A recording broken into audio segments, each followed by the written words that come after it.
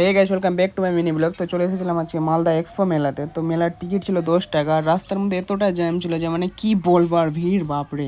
তো ফার্স্ট আমরা চলে এসেছিলাম, তো দেখছি একটা তৈরি হচ্ছিলো ইউনিকভাবে আইসক্রিম। তো দাদা বলে যে এটা ট্রাই করা যাক। তো আমি দাদাকে বলেওছিলাম যে কি সেরকম ভালো নাই খেতে, আমি একবার ট্রাই করেছিলাম। তো দাদা বলে যে কি না ঠিক আছে, আমি একবার ট্রাই করে দেখবো। ওকে ভালো লাগছিলো কালারগুলো দেখে। তারপরে খাওয়ার পর এতটাই ঘাটিয়া রিভিউ দিয়েছিল আমাকে যে বলে বোঝাতে পারবো না, মানে প্রচুর ঘাটিয়া। তো যাই হোক, আমি ওকে বলেছিলাম আগে। তারপর আমরা চলে এসেছিলাম আচার ভাণ্ডারে, যে ভাবলাম কি আচার কিছু কিছু ট্রাই করব।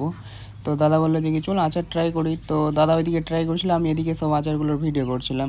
তারপরে ওটা কেনার পরে তারপরে সানগ্লাস কেনার ইচ্ছা ছিল। তো গাইস এতটাই দাম বেশি হয়েছিল সানগ্লাসের যে আমাদের আর কিনা হলো না। তারপরেই মানে এই দোলনাটা দেখে তো আমার মাথায় খারাপ হয়েছিল, যেটা দোলনা নাকি।